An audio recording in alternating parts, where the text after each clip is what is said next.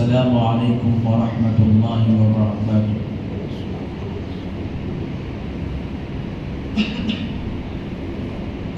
الحمد للہ نحمده ونستعینه ونستغفره ونؤمن به ونتوکل علیہ ونعوذ باللہ من شرور انفسنا ومن سیئات اعمالنا من يهده الله فلا مضل له ومن يضلله فلا هادي له ونشهد أن لا إله إلا الله وحده لا شريك له ونشهد أن سيدنا وسندنا وحبيبنا ومولانا محمد وبارك وسلم تسليما كثيرا أرسله الله تعالى بين يدي الساعة بشيرا ونذيرا وداعيا إلى الله بإذنه وسراجا منيرا أما بعد فقد قال الله تبارك وتعالى في القرآن المجيد والفرقان الحميد أعوذ بالله من الشيطان الرجيم بسم الله الرحمن الرحيم وإذا سألك عبادي أني فإني قريب أجيب دعوة الداعي إذا دعاني فليستجيبوا لي وليؤمنوا وقال النبي صلى الله عليه وسلم الدعاء مخ العبادة أو كما قال صلى الله عليه وسلم سبحانك لا علم لنا إلا ما علمتنا إنك أنت العليم الحكيم رب اشرح لي صدري ويسر لي أمري واحلل عقدة من لساني يفقهوا قولي اللهم صل على سيدنا مولانا محمد في أول كلامنا اللهم صل على سيدنا مولانا محمد في أوسط كلامنا اللهم صل على سيدنا مولانا محمد في آخر كلامنا۔ تمام تعریفیں، تمام بڑائیاں اور بزرگیاں خدا رب ذوالجلال کے لیے جس کی خدائی میں کوئی شریک نہیں، وہ اکیلا پروردگار ہے، اس کا کوئی ساجی اور ہمسر نہیں، وہ ہمیشہ سے اور ہمیشہ رہے گا۔ ہر پل ہر لمحہ کروڑہ کروڑ انگنت لا تعداد درود و سلام امام الانبیاء خاتم النبیین سید المرسلین رحمت للعالمین محمد مصطفیٰ احمد مجتبیٰ حضرت رسول پاک صلی اللہ علیہ وسلم پر۔ یا رب صلی وسلم دائما ابدا علی حبیبک خیر الخلق کلہم۔ معزز سامعین اکرام، فرزندان اسلام، بہت ہی قابل قدر بزرگوں اور دوستوں، آج کی جو تاریخ ہے وہ اسلامی کیلنڈر کی مشہور و معروف تاریخ 15 شعبان المعظم۔ 15 شعبان کے بعد گویا کہ رمضان شروع ہی ہو جاتا ہے۔ 15 شعبان کے بعد آدمی کو، ہر مسلمان کو رمضان کی تیاری اور رمضان کی فکر میں رہنی چاہیے۔ ویسے تو اللہ کے نیک بندے 6 مہینے پہلے سے رمضان کی تیاری شروع فرما دیتے ہیں، لیکن عام مسلمانوں کے لیے 15 شعبان کے بعد رمضان کی تیاری میں لگ جانا چاہیے۔ کتابوں میں لکھا ہے کہ رمضان کا چاند دیکھنے سے پہلے رمضان کی جو ضروریات ہیں گھر کے اندر جو راشن وغیرہ کی ضرورت پڑتی ہے، اور اسی طریقے سے عید کے جو کپڑے بنوانا ہوتے ہیں، یہ سب کے سب رمضان سے پہلے کر لینی چاہیے، تاکہ رمضان کے قیمتی لمحات ان چیزوں کے پیچھے پڑ کر ضائع نہ ہو جائے۔ اللہ تبارک و تعالی ہم سب کو سمجھنے کی اور اسلام کے دین کے تقاضوں پر چلنے کی توفیق عطا فرمائے۔ میرے محترم بزرگوں اور دوستوں، عبادتوں میں بہت بڑی ایک عبادت ہے، اللہ کے نبی صلی اللہ علیہ وسلم نے اس عبادت کے بارے میں فرمایا، وہ عبادت تمام عبادتوں کا مغز ہے، تمام عبادتوں کی سرچشمہ ہے۔ چنانچہ نماز شروع ہوتی ہے اسی عبادت سے، اور نماز ختم ہوتی ہے اسی عبادت سے۔ وہ عبادت کا نام ہے دعا۔ دعا بہت بڑی عبادت ہے۔ اللہ کے نبی صلی اللہ علیہ وسلم نے فرمایا، الدعاء مخ العبادہ، دعا عبادت کا مغز ہے۔ اور دعا یہ کیا ہے؟ اللہ کے نبی صلی اللہ علیہ وسلم نے فرمایا، الدعاء سلاح المؤمن، دعا مومن کا ہتھیار ہے۔ دعا تکبر کا قاتل ہے، دعا مصیبتوں کا قاتل ہے۔ دعا کے ذریعے سے پریشانیاں ختم ہوتی ہیں۔ اللہ تبارک و تعالیٰ نے دعا کی اس اہمیت کو سمجھانے کے لیے قرآن مجید میں جا بجا طریقے پر حضرات انبیاء علیہ السلام کی دعاؤں کا تذکرہ فرمایا۔ سیدنا آدم علیہ السلام کی دعا کا اللہ نے قرآن میں ذکر فرمایا، ربنا ظلمنا انفسنا وان لم تغفر لنا وترحمنا لنکونن من الخاسرین۔ حضرت آدم علیہ السلام نے اللہ کے سامنے عاجزی کی، اللہ سے معافی مانگے، تو اللہ تبارک و تعالیٰ نے حضرت آدم علیہ السلام کی دعا کو قبول فرمایا۔ حضرت ابراہیم علیہ السلام کی دعا کا اللہ نے قرآن میں ذکر فرمایا، رب اجعلنی مقیم الصلاۃ ومن ذریتی ربنا وتقبل دعا۔ حضرت ابراہیم علیہ السلام نے اللہ سے دعا کی، اور اللہ سے یہ دعا کی کہ اے اللہ رب اجعلنی مقیم الصلاۃ، اے اللہ مجھے نماز کو قائم کرنے والا بنا۔ تو اس دعا کے ذریعے سے یہ پتہ چلتا ہے کہ نماز کی کس قدر اہمیت ہے، اور ساتھ ساتھ میری ذریت کو، میری اولاد کو بھی نماز کا پابند بنا۔ اتنے بڑے پیغمبر اور حضرت ابراہیم علیہ السلام دعا میں اللہ سے کون سی چیز مانگ رہے ہیں، اور اپنی اولاد کے لیے کیا چیز مانگ رہے ہیں؟ میرے دوستو، حضرت ابراہیم علیہ السلام دعا میں نماز کے قائم کرنے کو مانگ رہے ہیں، اور اپنی اولاد کو نماز کے قائم کرنے کی اللہ سے دعا کر رہے ہیں۔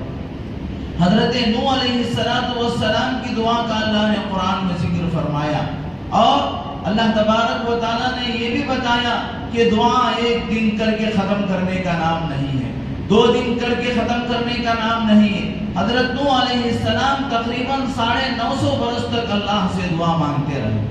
اللہ تبارک و تعالیٰ نے جب جا کر حضرت نوح علیہ السلام کی دعا کو قبول فرمایا، اور اللہ تبارک و تعالیٰ نے نوح علیہ السلام کو اپنی ظالم قوم سے نجات عطا فرمایا، اور نوح علیہ السلام کا مفصل واقعہ اللہ نے قرآن مجید میں بیان فرمایا کہ نوح علیہ السلام کشتی میں سوار ہوئے، اور اپنے ماننے والوں کو بھی انہوں نے کشتی میں سوار کر لیا، اور پھر اللہ تبارک و تعالیٰ نے طوفان نوح کو بھیجا۔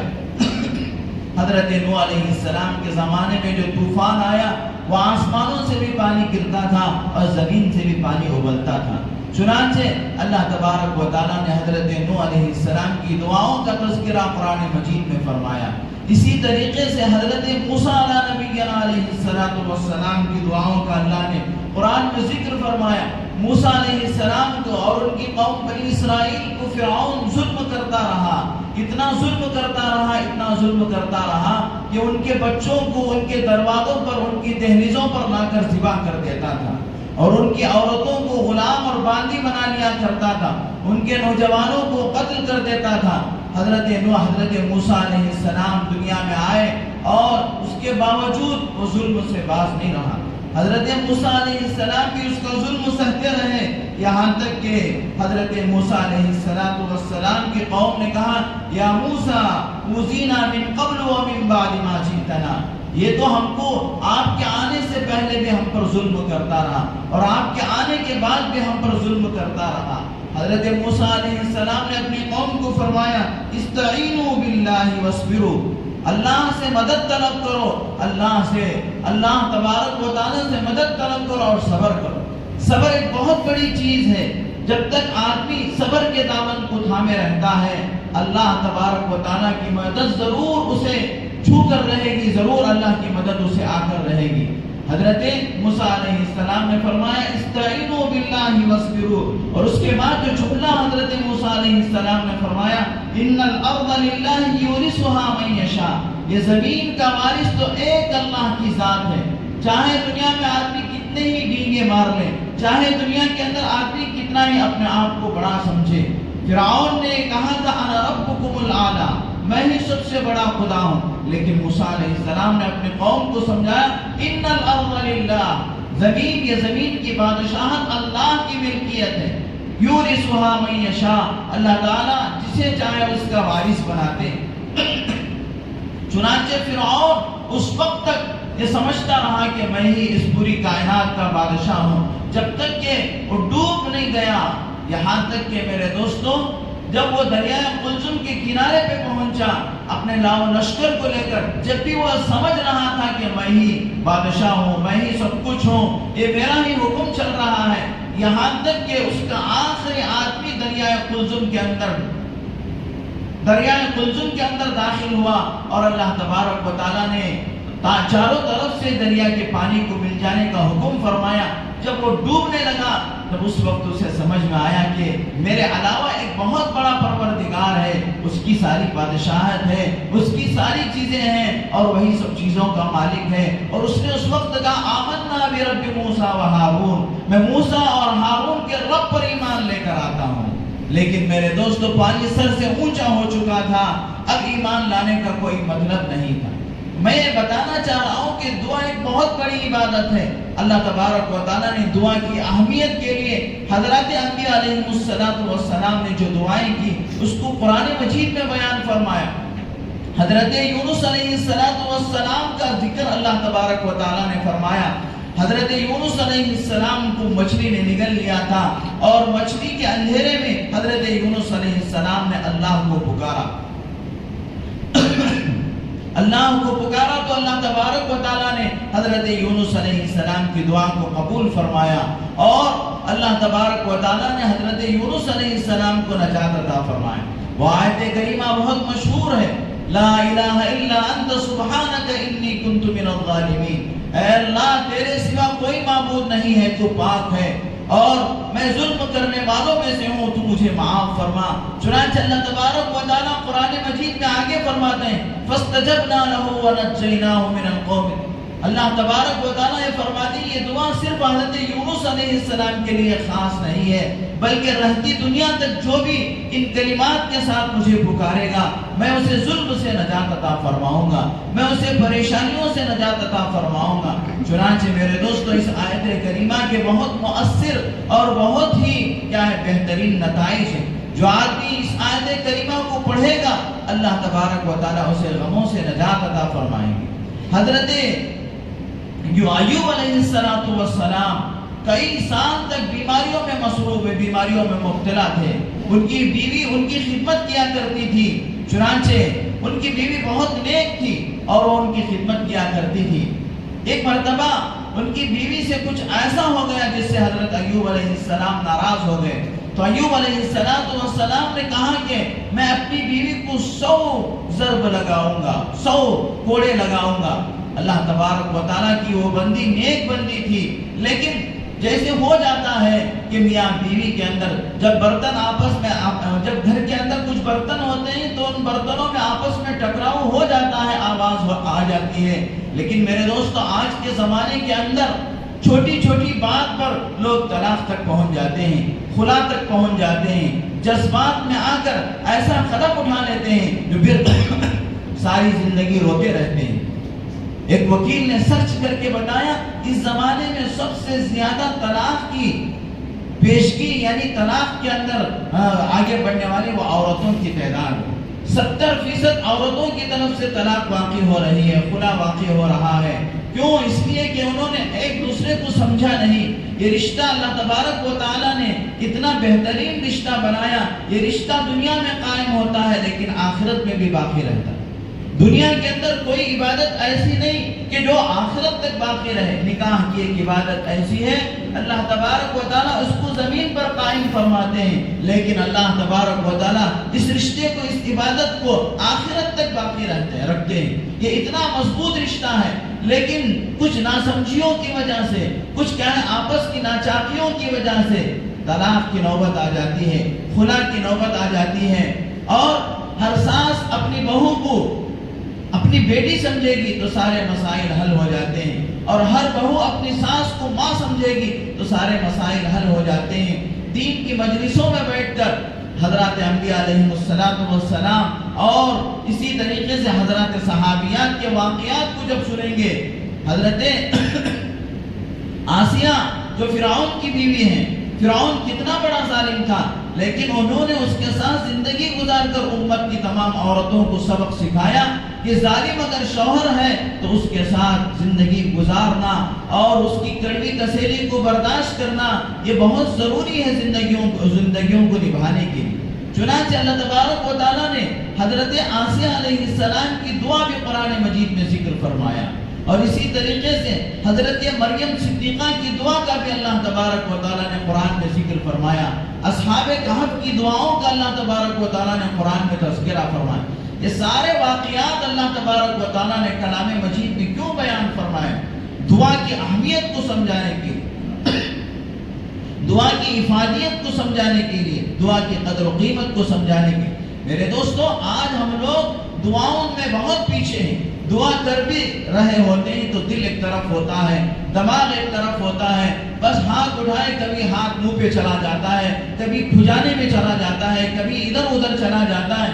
میرے دوستو، دعا کی ایک عظمت دل کے اندر ہونی چاہیے۔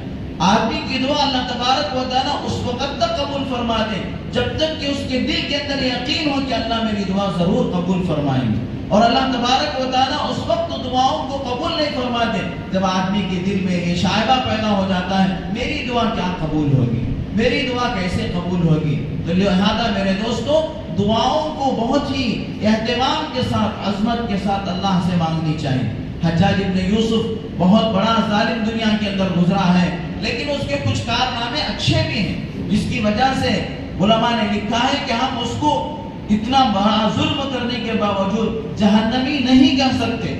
اللہ تبارک و تعالیٰ کو اس کی کون سی ادا پسند آئے گی اور اللہ تبارک و تعالیٰ معاف فرما دے گے، ہم نہیں سمجھ سکتے۔ قرآن کے اندر جو نقطے ہیں، پہلے قرآن جو لکھا جاتا تھا حضور پاک صلی اللہ علیہ وسلم کے زمانے میں بغیر نقطوں کے، اس لیے کہ یہ اہل عرب کا کلام تھا، وہ لوگ بغیر نقطوں کے بھی سمجھ جاتے، کیا ہے سیاق و سباق کو دیکھ کر کہ یہاں سواد ہی آنا چاہیے اور یہاں زوال آنا چاہیے، یہاں شین آنا چاہیے، وہ لوگ سمجھ جاتے کیونکہ ان کی لغت تھی، ان کا پڑھا ہوا تھا۔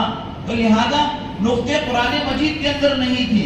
عجمیوں کے لیے یعنی ہم جیسے لوگوں کے لیے نقطوں کی ضرورت تھی، بغیر نقطے کے ہم قرآن نہیں پڑھ سکتے، بغیر نقطے کیا، بغیر زبر زیر پیش کے بھی ہم قرآن نہیں پڑھ سکتے صحیح طریقے پر۔ ہمارے لیے نقطے بھی ضروری، زبر زیر بھی ضروری، ساری چیزیں ضروری، جب بھی کیا ہے ہم سے مخارج میں غلطیاں ہو جاتی ہیں، سا کی جگہ سین نکل جاتا ہے، ہا کی جگہ ہا نکل جاتا ہے، صاد کی جگہ سین نکل جاتا ہے۔ ایسے جب تک ایک قاری کے سامنے بیٹھ کر، ایک مجوید کے سامنے بیٹھ کر، ایک حافظ قرآن کے سامنے بیٹھ کے قرآن کو درست نہیں کریں گے، قرآن درست نہیں ہوتا۔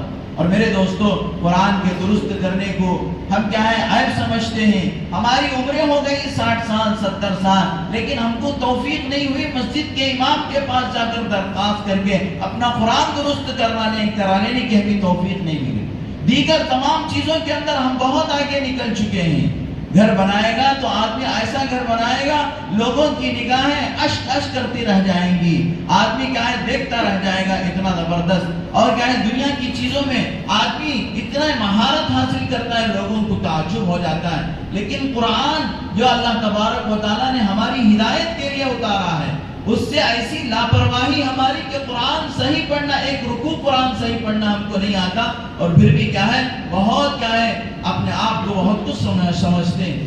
تو میں کہہ رہا تھا کہ حجاج ابن یوسف نے قرآن مجید کے اندر نقطے لگایا. وہ بڑا ظالم تھا لیکن اس کی کچھ چیزیں ایسی تھیں کہ اس نے بہت اچھے کام بھی کر کے گیا. چنانچہ ایک مرتبہ وہ حج کے اندر کعبۃ اللہ کا طواف کر رہا تھا. ایک نابینا اس کے سامنے طواف کر رہا تھا. ایک نابینا وہ بھی طواف کر رہا تھا. حجاج ابن یوسف اس کے سامنے سے اس کے پاس سے گزرا تو وہ طواف کے دوران اللہ تبارک و تعالیٰ سے اپنی آنکھوں کی بینائی مانگ رہا تھا. اے اللہ مجھے آنکھ عطا فرما دے, اے اللہ مجھے آنکھ کی روشنی عطا فرما دے. تو حجاج ابن یوسف نے اس سے پوچھا کہ کیا مانگ رہا ہے؟ اس نے کہا کہ میں آنکھوں کی بینائی مانگ رہا ہوں. تو حجاج ابن یوسف نے کہا تو مانگ کہاں رہا ہے؟ تو دعا پڑھ رہا ہے. دعا مانگنا الگ چیز ہے, دعا پڑھنا الگ چیز ہے. تو کیا ہے, اللہ سے دعا ایسے نہیں مانگی جاتی. چنانچہ اس نے پوچھا اس سے کہ تیرے کتنے چکر ہو گئے؟ اس کے 3 چکر ہو گئے تھے اور 4 چکر باقی تھے. طواف کے 7 چکروں میں سے 3 چکر ہو گئے تھے, 4 چکر باقی تھے. اس نے کہا یہ 4 چکر مکمل ہونے سے پہلے اگر تیری بینائی واپس نہیں آئے گی تو تیری گردن اڑا دوں گا. اس نے کہا کہ تیرے یہ 4 چکر مکمل ہونے سے پہلے تیری بینائی واپس نہیں آئے گی تو تیری گردن اڑا دوں گا. اب میرے دوست وہ بندہ اللہ کی طرف متوجہ ہوا اور اللہ سے کہنے لگا, اللہ پہلے تو صرف آنکھوں کا سوال تھا, اب تو گردن کا سوال ہے. پہلے تو صرف آنکھوں کا سوال تھا, اب تو گردن کا سوال ہے. اور ایسی آہوازاری کے ساتھ وہ اللہ سے مانگا. کتابوں کے اندر لکھا ہے طواف مکمل ہونے سے پہلے اس کی بینائی واپس آ گئی. میرے دوستو اس کو دعا کہتے ہیں. آج کیا ہے, ہمارے تمام معاملات کا حل اللہ کے قبض قدرت میں ہے, لیکن ہم کو اللہ سے مانگنا نہیں آتا ہے. ہم کیا ہے, اللہ تبارک و تعالیٰ سے اس یقین کے ساتھ نہیں مانگتے کہ ساری کائنات کا مالک وہ ہے, وہ ضرور میری دعا کو قبول فرمائے. چنانچہ میرے دوستو اللہ تبارک و تعالیٰ بڑے ہی نوازنے والے ہیں. اللہ تبارک و تعالیٰ کو چھوٹی سی ادا پسند آ جاتی ہے تو اللہ تبارک و تعالیٰ نواز دیتے ہیں. حضرت مولانا حجت الاسلام قاسم نانوتوی رحمۃ اللہ علیہ کے پڑوس میں ایک بنیا رہتا تھا, یعنی غیر رہتا تھا. اس کا انتقال ہو گیا. یہ واقعہ مولانا ظفر احمد عثمانی نے اپنی کتاب کے اندر لکھا ہے. اس کا انتقال ہو گیا تو انتقال کے کچھ دنوں کے بعد حضرت مولانا قاسم نانوتوی رحمۃ اللہ علیہ نے اس بنیے کو, اس کافر کو جنت کے اندر دیکھا کہ وہ جنت میں ٹہل رہا ہے, جنت کی نعمتوں میں ٹہل رہا ہے. حضرت نے اس سے پوچھا, بھائی تو کیا ہے, کافر تھا, بنیا تھا, اللہ کو نہیں مانتا تھا, لیکن آج میں تجھے جنت میں دیکھ رہا ہوں. تو میرے دوستو اس نے کہا کہ میں نے آپ کو جب دیکھا, آپ کی نمازوں کو دیکھا, آپ کے روزے کو دیکھا, آپ کے تقوی طہارت کو دیکھا, آپ کے قرآن کی تلاوت کو دیکھا, تو میں سمجھ گیا تھا کہ قاسم نانوتوی کا دین جو ہے وہ سچا ہے. لیکن میں اب اس کو ظاہر نہیں کر سکتا تھا. اگر میں ظاہر کرتا تو میرا پورا خاندان میرے خلاف ہو جاتا اور مجھے کیا ہے, میری درگت بنا دیتا.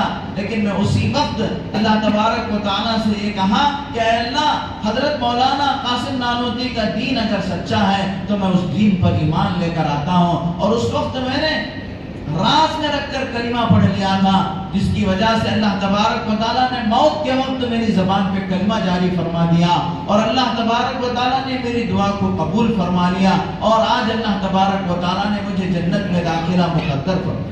دعا ایسی چیز ہے کہ 70 سال کے کفر کو ایک لمحے میں ختم کر دیتی ہے. چنانچہ ایک آدمی تھا, وہ بت کا پجاری تھا. ہمیشہ وہ کونے میں بیٹھ کر سنم سنم سنم کی تسبیح پڑھتا تھا. سنم کا معنی ہے بت. چنانچہ ایک مرتبہ سنم سنم کی تسبیح پڑھ رہا تھا, اسے اونگ آئی, نیند آئی. وہ اونگ میں سنم کہنے کے بجائے ایک مرتبہ سمد کہہ دیا. سمد اللہ کا نام ہے, سمد اللہ کا نام ہے اور سمد کا معنی بے نیاز ہے. چنانچہ وہ سنم کہتے کہتے ایک مرتبہ سمد کہہ دیا. اللہ تبارک و تعالیٰ کی رحمت فوراً جوش میں آئی اور اللہ تبارک و تعالیٰ نے اس بندے کی طرف متوجہ ہوا اور فرمایا کہ بندے بتا تیری کیا مجبوری ہے, اللہ تبارک و تعالیٰ نے جب فوراً اس کی طرف متوجہ ہوا تو فرشتوں نے کہا اے اللہ یہ تو کیا ہے تجھے نہیں ماننے والا ہے، یہ کافر ہے، یہ تو صنم صنم کہہ رہا تھا، اونگ میں، نیند میں، بے خیالی میں، اور کیا اس نے تیرا نام کو پکار لیا ہے۔ اللہ تبارک و تعالیٰ نے کہا کہ یہ بندہ صنم پکار رہا تھا، اس کے بت اس کی طرف متوجہ نہیں ہوئے، وہ مجھے سمجھ کر کے پکار دیا، اگرچہ کہ بے خیالی میں، اونگ میں، اور اسی طریقے سے اس نے پکار دیا، اگر میں بھی اس کی طرف متوجہ نہیں ہوں گا تو صنم اور سمجھ میں کیا فرق ہوگا؟ اس لیے میں نے اس کے تمام گناہوں کو معاف کر دیا اور میں اسے ہدایت عطا فرمایا۔ تو اللہ تبارک و تعالیٰ تو ایسے بے تحاشا دینے والے ہیں، لیکن میرے دوستو ہمارے دلوں میں تڑپ ہونی چاہیے، ہمارے دل میں فکر ہونی چاہیے۔ صلاح الدین ایوبی رحمت اللہ علیہ بہت بڑے زبردست فاتح اسلام ہیں۔ اللہ تبارک و تعالیٰ نے حضرت عمر رضی اللہ تعالیٰ عنہ کے بعد دوبارہ مسجد اقصی صلیبیوں کے قبضے میں چلی گئی تھی، عیسائیوں کے قبضے میں چلی گیا، آج جیسے یہودیوں کے قبضے میں ہے۔ اس سے پہلے حضرت عمر رضی اللہ تعالیٰ عنہ کے زمانے کے بعد حضرت صلاح الدین ایوبی کے زمانے میں یہ بیت المقدس صلیبیوں کے قبضے میں تھے، عیسائیوں کے قبضے میں۔ چنانچہ حضرت صلاح الدین ایوبی رحمت اللہ علیہ بہت مختصر جماعت مسلمانوں کی لے کر اس مسجد اقصی کی حفاظت کے واسطے، بیت المقدس کی حفاظت کے واسطے برسرے پیکار تھے۔ اتنے میں حضرت صلاح الدین ایوبی رحمت اللہ علیہ کو پتا چلا کہ صلیبیوں کا ایک بہت بڑا بیڑیا، یعنی بحری جہاز کے ذریعے سے بہت بڑی فوج، بہت کمانڈر اس کے اندر، ہتھیار اس کے اندر، ساری چیزوں سے لیس ہو کر مقابلے کے لیے، مسلمانوں کے مقابلے کے لیے آ رہا۔ تو حضرت صلاح الدین ایوبی رحمت اللہ علیہ کو فکر دامنگیر ہوئی کہ پہلے ہی سے مسلمانوں کی تعداد کم ہے اور اس کے مقابلے میں اب بحری بیڑیا آ رہا ہے، اس میں ہزاروں کی تعداد میں فوج ہے اور ان کے پاس ہتھیار ہیں اور ان کے پاس تلوار ہیں اور وہ لوگ کیا ہیں، ہتھیاروں سے لیس ہیں۔ تو حضرت صلاح الدین ایوبی رحمت اللہ علیہ مسجد اقصی کے اندر یعنی مسجد بیت المقدس کے اندر گئے اور جا کر پوری رات سجدہ ریز ہوئے اور اللہ تبارک و تعالیٰ سے مانگا، اے اللہ تیری قبض قدرت، ساری چیزیں تیرے قبض قدرت میں ہیں، ہم نہتے ہیں، ہم کمزور ہیں، تیری مدد کی ضرورت ہے۔ چنانچہ میرے دوستو پوری رات کو سجدے میں سر رکھ کر اللہ سے مانگے۔ مانگنے کے بعد جب صبح اٹھ کر مسجد سے باہر آئے تو ان کو ایک بزرگ نظر آئے، نورانی شکل والے، اور جب انہوں نے اس بزرگ کو دیکھا تو ان کی طرف آگے بڑھ کر کہا کہ دعا فرما دیں کہ صلیبیوں کا ایک بہت بڑا لشکر سمندر کے راستے سے آ رہا ہے۔ اس بزرگ، وہ بزرگ بھی پائے کے بزرگ تھے، انہوں نے ان کی پیشانی کو پڑھ لیا کہ رات بھر پیشانی اللہ کے دربار میں رکھ کر انہوں نے اللہ سے دعا کی ہے۔ تو انہوں نے کہا کہ تمہاری دعاؤں کی وجہ سے اور تمہارے آنکھوں کی آنسوؤں کی وجہ سے اللہ تبارک و تعالیٰ نے اس سمندری جہاز کو ڈبو دیا ہے اور وہ سمندر میں ڈوب چکا۔ حالانکہ اس وقت میرے دوستو کوئی موبائل اور کوئی تار اس طریقے کے کوئی آلات نہیں تھے، بہت دور سے وہ آ رہا تھا۔ چنانچہ 3 دن کے بعد معلوم ہوا کہ واقعتاً صلاح الدین ایوبی کی دعاؤں سے وہ پورا بحری بیڑیا سمندر میں ڈوب گیا، وہ غرق ہو گیا، وہ برباد ہو گیا۔ دعاؤں کی ایسی تاثیر ہے، دعاؤں میں اللہ تبارک و تعالیٰ نے، ہم لوگ تھوڑے جلد باز ہوتے ہیں، اس کی وجہ سے ہم یہ چاہتے ہیں کہ ادھر دعا کریں، ادھر ہماری دعا قبول ہو جائے۔ میرے دوستو ایسے نہیں، اللہ تبارک و تعالیٰ انسان کی مصلحت کو دیکھتے ہیں، یہ دعا کرتا ہے تو یہ دعا اللہ تبارک و تعالیٰ 3 چیزوں میں سے ایک چیز عطا فرماتے ہیں۔ یا تو اللہ تبارک و تعالیٰ وہ دعا کو فوراً قبول فرما کر ہاتھوں ہاتھ کام اللہ تبارک و تعالیٰ پورا کر دیتے ہیں، یا پھر اللہ تبارک و تعالیٰ دیکھتے ہیں کہ اس دعا سے بڑھ کر اس کی کوئی اور ضرورت ہے۔ مثال کے طور پہ یہ دعا کر رہا ہے، اے اللہ مجھے دولت چاہیے، مجھے پیسہ چاہیے، لیکن پیسے سے بڑھ کر اس کی صحت کی ضرورت ہے۔ اللہ تبارک اگر وہ اس طریقے سے اللہ پیسے دے دیں لیکن صحت خراب کر دے، کڈنی خراب ہو جائے، ہارٹ اٹیک آ جائے، دل کے اندر دل کے والے بند ہو جائے، تو میرے دوستو یہ پیسہ لے کر کیا کرے گا؟ ڈاکٹروں کے حوالے کر دے گا۔ اللہ تبارک و تعالیٰ وہاں یہ دعا کر رہا ہے کہ اللہ مجھے دولت چاہیے، مجھے پیسہ چاہیے، ادھر اللہ تبارک و تعالیٰ اس کی صحت کے فیصلے فرما رہے ہیں، اس کے دل کے وال کھلنے کے اللہ تعالیٰ فیصلے فرما رہے ہیں، اس کی کڈنی کی صحت اللہ تبارک و تعالیٰ حکیم بھی ہیں اور حاکم بھی ہیں۔ اللہ تبارک و تعالیٰ کو ساری چیزوں کی حکمت معلوم ہے. بندہ جلد باز ہوتا ہے, سمجھ میں نہیں آتا ہے, اب وہ کیا ہے جب وہ چیز نہیں ملتی ہے تو وہ مایوس ہو جاتا ہے, حالانکہ ضرور اس کی دعا قبول ہوتی ہے.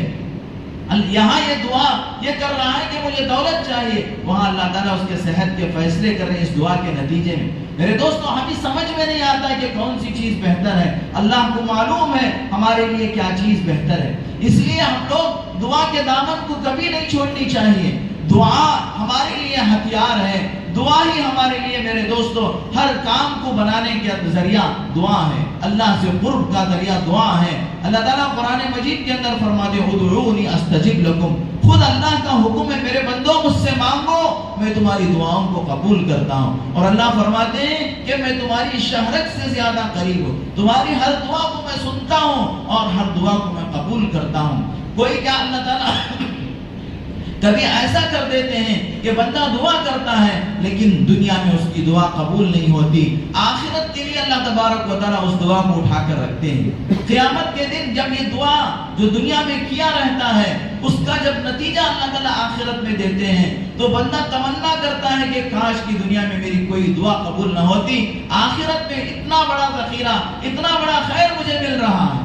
تو چنانچہ میرے دوستو دعاؤں کی بڑی تاثیر ہے, اور دعا دینا بھی, دعا کرنا بھی ہے اور دعا لینا بھی ہے. میرے دوستو غریبوں کی مدد کر کے, یتیموں کی مدد کر کے, بے سہاروں کی مدد کر کے دعاؤں کو لینا بھی چاہیے. امی جان حضرت عائشہ صدیقہ رضی اللہ تعالی عنہ کا معمول تھا کہ حضرت امی جان عائشہ صدیقہ رضی اللہ تعالی عنہ کسی غریب و فقیر کو جب ان کے در پہ آتا تو ان کو کچھ دیتی تو حضرت اپنے خادمہ کے ذریعے کہتی کہ وہ ان کو دے دیں. اور اس کے بعد حضرت عائشہ صدیقہ رضی اللہ تعالی عنہ پردے کے پیچھے کھڑے ہو کر وہ جو غریب, وہ جو یتیم, وہ جو بیوہ دعائیں دیتی اس کو سن کر وہ آمین کہے. اس لیے کہ یتیموں اور غریبوں اور محتاجوں کی جو دعائیں ہیں وہ میرے دوستو تیر بہدف ہوتی ہیں, یعنی فوراً قبول ہوتی ہیں. اور اسی طریقے سے میرے دوستو ماں باپ کی دعا لینی چاہیے, غریبوں کی, فقیروں کی اور بیواؤں کی, مجبور لوگوں کی دعائیں لینی چاہیے. اور ان کی دعائیں آدمی کو کہیں سے کہیں تک, کہاں تک پہنچا دیتے ہیں. ایک مرتبہ کا واقعہ ہے, ایک آدمی بہت بڑا رئیس تھا, بڑا مالدار تھا, بادشاہ قسم کا آدمی تھا. وہ اپنی بیوی کے ساتھ کھانا کھا رہا تھا, وہ اپنی بیوی کے ساتھ کھانا کھا رہا تھا. اتنے میں ایک فقیر آیا اس کے در پہ اور اس نے روٹی مانگنے لگا. اور یہ بڑا مالدار آدمی تھا, پیسے والا تھا. تھوڑا کیا ہے یہ پیسے کے اندر اللہ تبارک و تعالیٰ نے ایک لچک رکھا ہے, جیسے پیسہ آ جاتا ہے ساتھ ساتھ آدمی کے اندر فخر اور تکبر بھی آ جاتا ہے.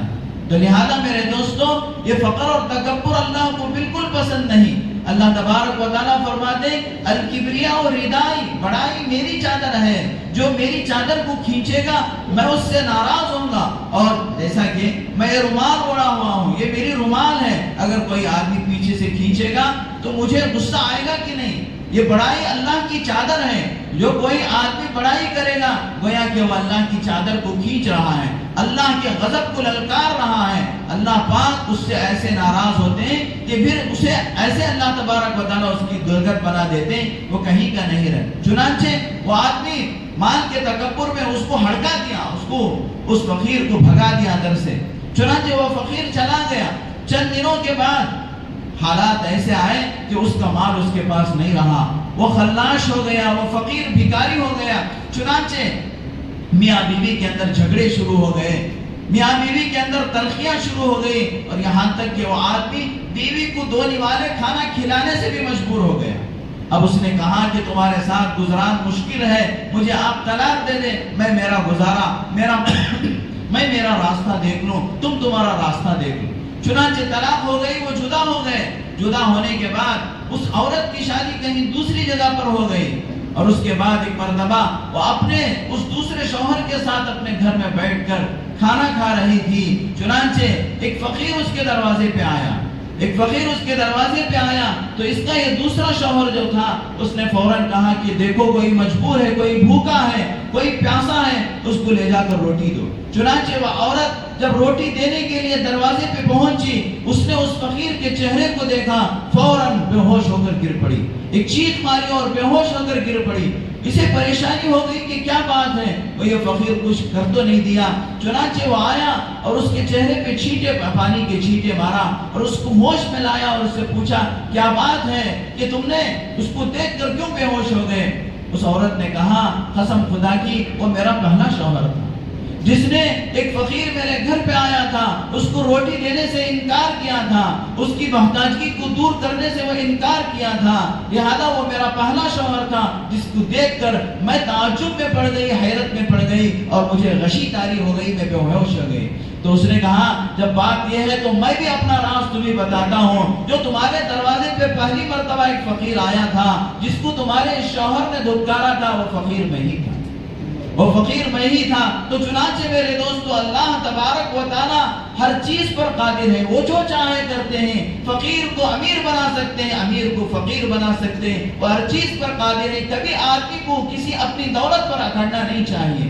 چنانچہ میرے دوستو دعائیں لینا ہے فقیروں کی، غریبوں کی، محتاجوں کی، اور خاص کر ماں باپ کی دعائیں۔ ایک بزرگ فرماتے ہیں کہ جب ان کی والدہ کا انتقال ہو گیا تو غیب سے ان کو آواز آئی بیٹا اب ذرا سنبھل کے رہنا، اس لیے کہ جو دعائیں دینے والی ماں تھی اس کی تو رخصت ہو گئی، جو دعائیں دینے والی ماں تھی وہ تو دنیا سے چلی گئی، لہذا اب قدم سنبھل کر رکھنا اور قدم پھونک پھونک کر رکھنا کہ دعائیں دینے والے ماں باپ، ان کی ہم کو قدر کرنی چاہیے۔ ماں باپ کی دعائیں اولاد کے لیے ایسے قبول ہوتے ہیں کہ اس کی قبولیت کے لیے کوئی چیز آڑ نہیں رہتی۔